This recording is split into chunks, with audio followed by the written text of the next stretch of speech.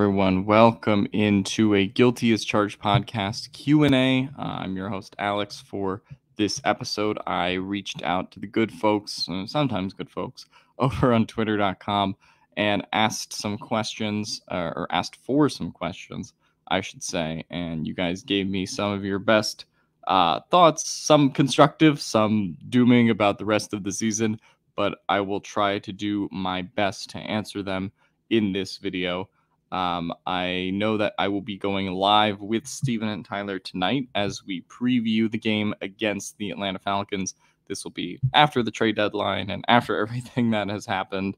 I'm not sure the Chargers will be making any moves that will be super meaningful, but still we will be doing the Chargers-Falcons preview pod like we do every week. That'll be at 6 p.m. Pacific tonight, so stay tuned for that. But in the meanwhile, with all the questions and everything that's been talked about, the trade deadline and everything for the Chargers for the rest of the season after this bye, I did want to get into some questions that you guys had.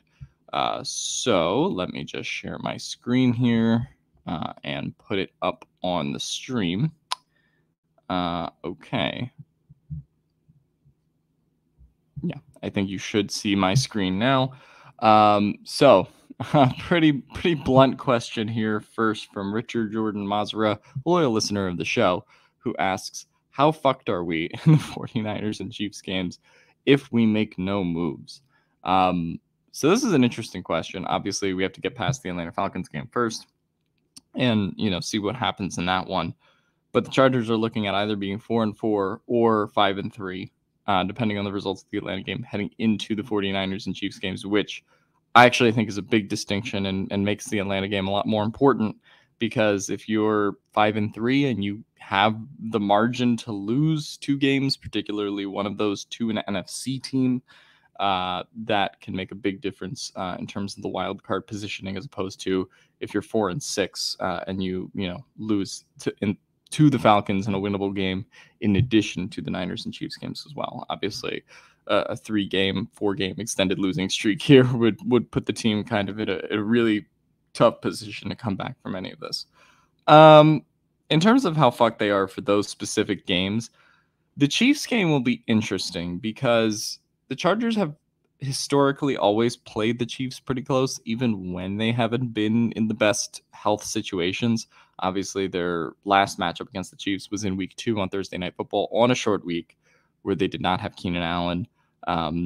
They had J.C. Jackson, but, he was coming off of kind of the surgery/rest thing, didn't play all that well anyway. So they had other injuries going into that game too. Donald Parham didn't play. So you can kind of look at a lot of the stuff that was going on with the Chargers earlier in the season. And if they can at least get some version of Keenan Allen back, obviously they are a lot more injured than they were in week 2. I still don't think it's impossible that they are able to keep up with the Chiefs, just because, again, that's a team that Brandon Staley has always historically played pretty close in his tenure. There's never been a game where they've gotten blown out by the Chiefs. And to credit Anthony Lynn here too, there never was really a game in the Anthony Lynn tenure where the Chargers got blown out in the Justin Herbert era by the Chiefs. They always, played them relatively close. So I'll be curious to see if in that game in 2-3 weeks from now, whether or not they keep up with all the injuries. But again, you should be getting some of those guys back. So I would actually say they're slightly less fucked for the Chiefs game than they are for the Niners game. The Niners game will be interesting. That's obviously the big primetime Sunday Night Football game. Niners kind of flying high right now after acquiring Christian McCaffrey and doing all this stuff. I think the harder offense for the Chargers to play and currently defend, where you don't have Joey Bosa and you don't have J.C. Jackson, who was supposed to be your number one corner, and all the other injuries on defense. The Niners offense is probably a little bit tougher to defend for the Chargers, especially because there's a lack of familiarity there, as opposed to, they obviously the team and the coaching staff has a lot of familiarity with the Chiefs. So I actually kind of give the Chargers a better chance to win that Chiefs game in their current state with the injuries than I do them winning the Niners game. So yeah, I mean, I don't think it's looking good right now for either of those games, assuming the Chargers don't make any moves, which I don't expect them to. But at the same time, I don't think they're going to get blown out in those games either. Although the Niners game could make things interesting depending on, what the Chargers really have on offense that day. Because if you don't have the weapons to be able to match Debo and McCaffrey and like all those Ayuk, stride for stride, then it's really going to be tough sledding, I think, in the Niners game. But I think they've always played the Chiefs pretty tough. And if Herbert realistically after the bye looks better, then I think that they can at least win one of those two games. Potentially 0-2, but again, not as bad if you do win the Falcons game. Trying to give you the glass half full take here, because I do think there is a lot of doom and gloom on Twitter, obviously considering, the trade deadline and everything else, but this still is a decent team who I think, if they put things together, can compete with the Niners, can compete with the Chiefs. It's just a matter of whether or not they find a way to do that. But obviously their offensive limitations right now are pretty great. This comes from Football Stylist. This is actually an interesting question because I was thinking about this the other day. This may not be a question for the video, but can you explain how players are paid, played or not, considering injury? How do they get full or partial money? Does it depend on individual contracts? So from what I understand, I assume this was asked because the Chargers have a lot of injuries this year. But, all the Chargers players will be paid in full, with the injuries and all of those concerns. This is an interesting question because I was thinking about Jawan James. I don't know if people remember this in the NFL, like collective bargaining agreement where like the PA was telling them not to attend off-season workouts and all this stuff. And Jawan James, I believe, tore his Achilles when he was with the Broncos working out in his home. And he was owed $10 million that year, but because he did it off campus, he basically lost, I think, $9 million of those $10 million, and he sued the team, I think, with some grievance for $1 million. But yeah, basically, if it happens in a game, if it happens at the facility, NFL players are covered. If it does not happen in any of the situations and it's designated a non-football injury, then that gets into some dicey legal territory. But for J.C. Jackson, for Joey Bosa, for all these players who are missing games, they will be paid in full, pretty much. This comes from Justin Herbert fan account. Who do we take with our top 10 pick in the upcoming draft? So y'all are just beams of optimism today. I'm going to be completely honest. This is the least college football I've ever watched, probably. So I don't really have a strong take on that. I want to just be curious to see if I can just kind of bounce around here. I was actually looking at Tankathon earlier today, which is a horrible sentence. I haven't done that for a football team since like 2019, or no, the end of the Lin era in 2020 when I was looking at Tankathon every week. But currently the Chargers have the 21st pick in the draft. So obviously this is assuming that they have the 7th seed, which they currently do in the AFC, and are going to be probably at this point, based on how the draft is positioning them, one of the teams eliminated in that wild card weekend. So currently they're 21st. I don't think the Chargers will have a top 10 pick, as weird as it is to say, which is like, for some fans will be like, well, are we going to be in this weird middle ground again? I just don't think they're going to be bad enough to be in the top 10, to be totally honest with you, because if you're looking at the teams that are there right now, Detroit, Houston, Carolina, Pittsburgh, Jacksonville, Vegas, are in their own situations. Like, I don't think the Chargers are realistically going to be that bad. And then, yeah, Tampa Bay. And then you have the 3 big trades that are, putting a pick in the pockets of other teams. Philadelphia currently has a number 8 pick. Seattle has a top 10 pick as well from Denver. Houston has a top 10 pick from Cleveland, if I'm looking at this correctly, but I actually think Cleveland is going to kind of make the wild card. That's sort of a bold prediction that I have, although I don't know if it's that bold. I think they've been a really unlucky team. They probably should have won that game against us if Jacoby Brissett doesn't throw that horrible interception and they're getting Deshaun Watson back. So overall, I don't think they finish as anywhere really close to a top 10 pick. I still, even if they don't make the playoffs, I think they'll be probably in that 15 to 20 range because, again, like you have Indianapolis, Cincinnati, New England, Washington, and Atlanta in that tier. And I think for what it's worth, that's the tier the Chargers are in. When you're looking at draft picks at 15 through 20 here on Tankathon, and I don't think they're really a lot better than that. I don't think they're a lot worse than that. And I think that's probably where they'll be by the end of the season and maybe in that 21 to 24 draft pick range if they can sneak into the wild card round, which they're currently positioned to do. But again, I have not watched a single down of college football. Well, that's not true. I've watched some of Rutgers, but I really have not watched that much college football this year outside of that one Alabama-Tennessee game as well. So I don't know who to take in the upcoming draft. I know everyone loves Will Anderson. There's some quarterbacks.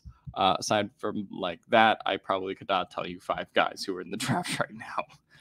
All right, this comes from Bolt Up Diehard Bolt Club LA. Some Bolt Up 3 on Twitter, one of my loyal Twitter followers, and I think follower of the show as well. He has 2 questions. A lot of people are clamoring for a wide receiver at the deadline, but I believe the team will roll with the group they have. Could they go after a DB instead? Getting to that one first, that's going to be interesting. There were some rumors that the Chargers were interested in a certain safety in Terrell Burgess. I don't know if they're going to go after a DB at this point. I think if the Chargers make any move, it probably would lean offensive still, just considering, obviously the hemorrhaging that they've been doing due to injuries. I couldn't really see it being... I could see a DB being like a free agent market type of acquisition thing. I know yesterday they signed very exciting Michael Jacquet to the practice squad. And, people are having fun with that on Twitter yesterday with his last game as an Eagle. But so they could potentially, I think make it like a free agent addition at corner. I don't think they're going to swing a big trade for one simply because there's not actually a lot on the cornerback market in terms of teams that are like willing to trade these guys. People point to like William Jackson, but I don't think that the Commanders end up trading him, especially because the Commanders are now 4-4 in a position to kind of like contend for the NFC playoffs with Taylor Heineke, which is a crazy sentence to say, but overall, don't think that any like big moves are going to be made from the Chargers in terms of a corner. And then this is the second question. There were some of these, I think, throughout the questions, but if no moves are made and the Chargers don't make the playoffs, does Telesco keep his job? It's going to be interesting just to see how much this whole thing shifts. And this is somewhere where I kind of disagree with what Tyler and Steven said, because Tyler and Steven have always sort of said this is more Staley's team than Telesco's team. And in terms of free agent moves and player acquisitions, I agree with that. But I don't necessarily agree that Staley is safer than Telesco. And I don't really agree that either of them are safe in the event that they do miss the playoffs with all the money that ownership has spent. Tom Telesco's contract is not public, so we don't know. I know Tyler brought up the fact that he signed up a contract extension in 2018, I think, with the team, which, if you're going just by years here, like this would probably be the final year of that deal. But again, we don't know the exact contract that he signed. Personally, my belief is that if the Chargers miss the playoffs, and I do think injuries will be factored in here, if the situation does kind of get worse in that respect. But yeah, I personally think Telesco's probably done if they miss the playoffs, and I think Staley would be in the same boat with him. I think the two are kind of tied together at this point. I don't think you fire one without firing the other, which, in that sense, are you going to hire a GM who is going to choose to work with going to have to choose to work with Brandon Staley, or you're going to fire Brandon Staley and let Tom Telesco pick his fourth head coach, right? Like, those are your two choices. And personally, my philosophy is I don't think that you, just in general, like, and I don't think this is how it should work in the NFL, hire a GM without letting him pick the coach, because then you kind of make the coach a sitting duck, right? So that is a thing to consider here too, if you're talking about future coaching moves, and all of that stuff. So, that's why GMs do tend to stick around longer than coaches, in all those respects. But for me, I think Tom Telesco's probably not going to get extended if he misses the playoffs, but this also goes into a big picture discussion of what the Chargers would want out of their next GM, potentially out of their next coach as well, because if they really do consider themselves potentially in on the whole Peyton sweepstakes, then all the Staley Telesco stuff falls secondary to all of that, because then ownership would just pony up the pick, right? Or pony up the package of picks that you would need to make that trade work. If they're not interested and, they just kind of go up over, who's the hot OC DC at the time, much like when they interviewed the Staley and Dable and all these people back in 2021, then, potentially that is a world where either maybe Telesco remains and they get rid of Staley, or they just go after GM candidates and keep Staley. But either way, I think that you kind of have to present a united front that starts with the GM. And my philosophy there is, I think if you fire one, you fire both. That's me. And I know Tyler and Steven probably disagree, as we've talked about it before, but I don't personally agree with keeping one of them and not the other. Jacob Weber asks, who is to blame for the Chargers' poor defense? I think a lot of it does, and this is kind of something that I was talking about with Steven earlier on Twitter, but he sort of put out this tweet that, like, what Staley wants to do in theory, right, is kind of what modern NFL defenses are running. And you see this in a lot of places around the league. But I think the injuries have been a big part of it. There's absolutely no doubt that when you lose Joey Bosa, you're losing the depth behind Joey Bosa. You're losing J.C. Jackson. Your defense is going to be worse. Like that to me is just the reality of the situation there. When you're losing your highly paid defensive playmakers. In addition to that, Derwin not having the kind of year I think a lot of people have wanted him to have. Again, been a good season by Derwin standards. Not necessarily like an all-pro, Pro Bowl type season from Derwin, though, which with all the injuries the Chargers have suffered is really accentuated, because now he is kind of like your key playmaker on defense, if you want to put it that way, in addition to Khalil Mack, right? So, I think the injuries are obviously a huge part of it. I think Staley wanting to run the same defense as if he had those high, price players and contributors to their defense is another part of this. Not that I think you should just make everything easy and make everything simple for the defense, once one player goes down. But I do think there is some adapting that maybe should have been done, particularly after the JC thing happened. But again, there's only so much you could kind of do with those injuries. And to be honest, like, the Chargers' best linebacker right now, considering a lot of the Kyle Van Noy at edge stuff, is really Drew Tranquill. And Drew Tranquill, like, is great when I think he's used as a blitzer, okay when he's used in coverage. But again, this goes back to like Kenneth Murray and Troy Reeder and like a lot of the guys they wanted to contribute, particularly Kenneth Murray, not having the breakout that they were supposed to have, which is kind of difficult to have in the Staley defense for a linebacker anyway. But still, I think that the Chargers still kind of wanted to see more there. So again, it's a combination of a lot of things. I think it's Staley having a little bit too much responsibility at times with the defense, everyone being injured, and the offense not being able to sustain drives. And this is something I talked about last podcast. Like, against Seattle, the Chargers had 26 minutes and 31 seconds of time of possession, right? And if you are going to consistently play games like that and have your defense out there for 30, 32, 33 plus minutes, they're going to get gassed. And Seattle took, long drives after long drives until they could, take the shots that they did.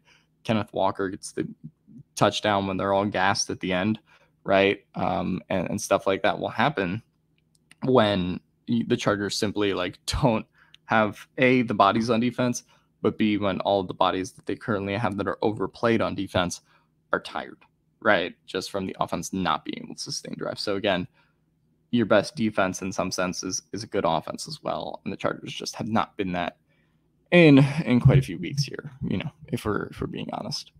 It comes from Tiki Barber.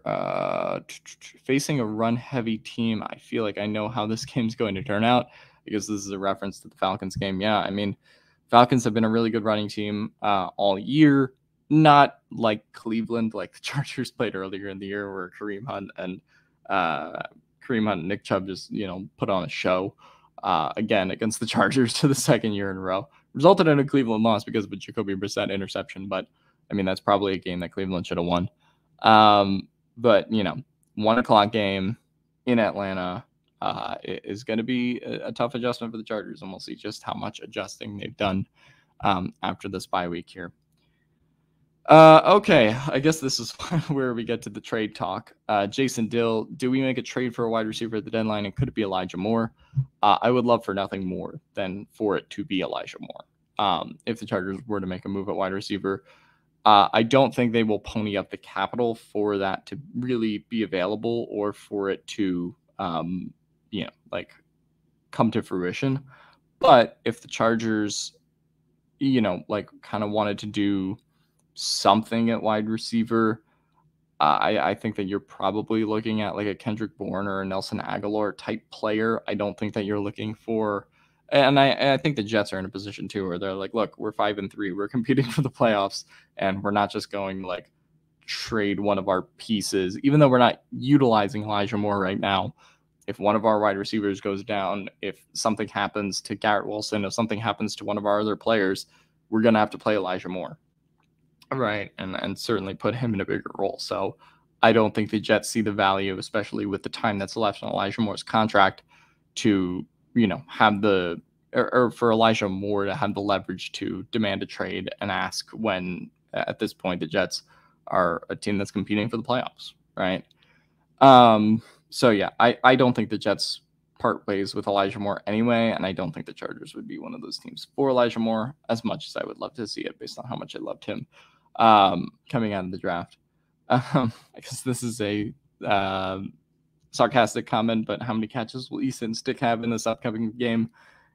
Chargers made it a big point in the offseason that you had to keep 3 quarterbacks as opposed to 6 wide receivers. So that is sort of the position that they are in.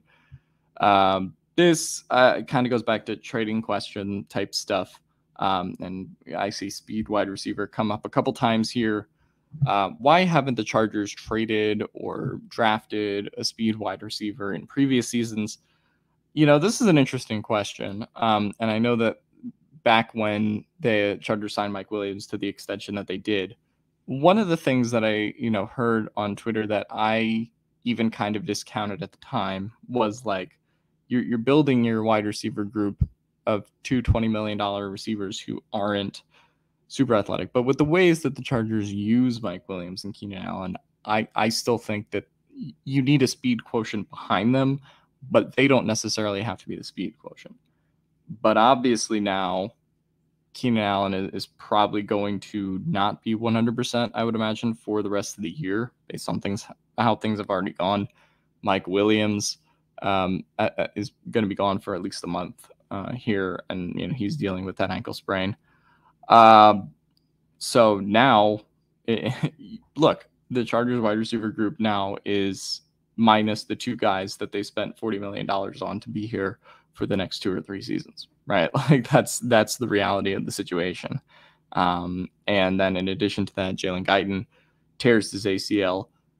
I mean, for me, the big surprise is not so much that Keenan Allen and Mike Williams have gone down and they haven't done nothing, because in a sense, what can you do other than try to acquire another wide receiver? I think they've wanted Palmer to be that guy at times. But I was just very surprised when Jalen Guyton went down. They signed John Hightower to the practice squad for some kind of speed quotient to be able to replace him there. John Hightower hasn't seen the field at all. And again, I don't know how practice is going. I don't know how he's learning the playbook, but if you want speed or some speed without having to trade for Nelson Aguilar or make any of these other moves, the move should then be to play John Hightower in the Jalen Guyton role that he had prior to the 50-yard catch against Jacksonville, and then obviously tears up his knee at the end of the game, unfortunately. But for me, I think compared to previous seasons, if you look at 2021 and 2020 particularly when they had Tyron Johnson and Jalen Guyton as your wide receiver 3 and your wide receiver 4, I think the reason why that worked so well with Keenan Allen and Mike Williams is that they provided that speed quotient kind of behind those guys and allowed the big plays to happen when Keenan Allen and Mike Williams were sort of, Keenan Allen particularly owning the intermediate part of the field. Mike Williams still kind of a jump ball guy in that first year with Justin Herbert, but they really allowed, like the Tampa Bay game and some of the other games that people will point to, the Chargers to stretch the field. Obviously, that came with a better offensive line as well. But yeah, so I think that when you kind of look at how the Chargers have positioned the wide receiver group and why they don't value speed, I think that they have enough in their first two guys in Keenan Allen and Mike Williams to kind of make it work, right? But obviously the Jalen Guyton injury, Carter, I think, having to do too much in terms of responsibility right now to really, focus on catching just like go routes and on all that kind of stuff.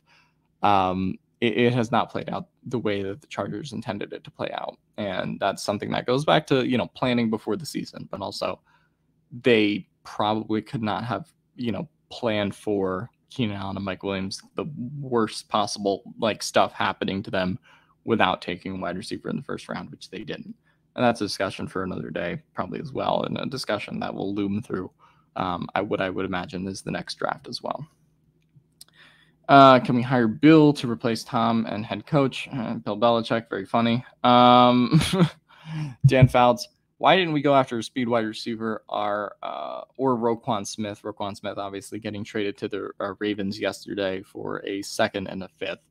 Are we that content with what they have? Well, I'll say regarding Roquan Smith, I don't think the Chargers were ever really a contender there. I know they had brought up when Roquan Smith originally demanded the trade over the summer, the Chargers were a team that people talked about, potentially obviously making the Khalil Mack move already. I don't think the Chargers would ever trade for Roquan Smith, and I think the Ravens are one of the few teams that probably would. Not saying that no team would, but the Chargers don't really value off-ball linebacker play. This has been, a constant theme throughout the Staley era. In addition to having to give up the capital and probably extend Roquan Smith for $60 or $70 million, I don't think that that's something the Chargers wanted to do. And I sort of understand with how they value the first and third levels of defense so much and the money that they have spent in both of those areas, why they just, I don't think they were ever a Roquan Smith contender for that reason, with how much you're spending on Mack and Bosa, how much you're spending on JC and Derwin and the back end as well. So for me, A, I don't think Staley values linebackers, and B, he doesn't value linebackers that much either to be able to be in on Roquan Smith. I do think Roquan Smith would probably be the team's best tackling linebacker. I mean, I think leads the league in tackles right now. Coverage, though, Roquan Smith is pretty hit or miss. But then again, the Chargers guys themselves are pretty hit or miss right now, probably aside from Tranquil. All right, let's keep going. Renee Vandervelden, and I guess this is a way to kind of summarize things without getting too doomy and gloomy here. Why does this front office hate making in-season trades?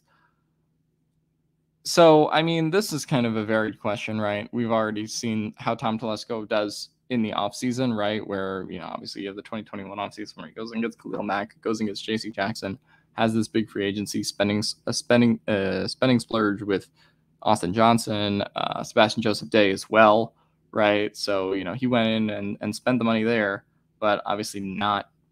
Tom Telesco has never been an in-season moves guy.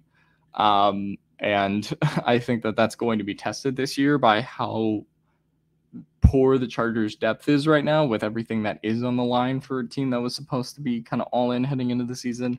But I guess the reason that me and Tyler and Steven aren't surprised is that this is how Tom Telesco has tended to always operate. And again, I think there is a medium here between being like Les Snead and being like, fuck all the picks, we're just going to go all in all the time, and Tom Telesco, which is like, we're all in the offseason, but we're not going to make any of these like in-season trade moves and acquisitions, right? I don't think the Chargers fans are like, oh, go, well, some of them are on Twitter, like in the context of the Rams, go get Jalen Ramsey, go get Von Miller, go get all these guys. Like, for me personally, it's less about going to like get like superstars and more about getting guys who are playmakers who can just fit the system, like we talked about with wide receiver, even with Bourne or Aguilar, potential help at running back, right? All those other things.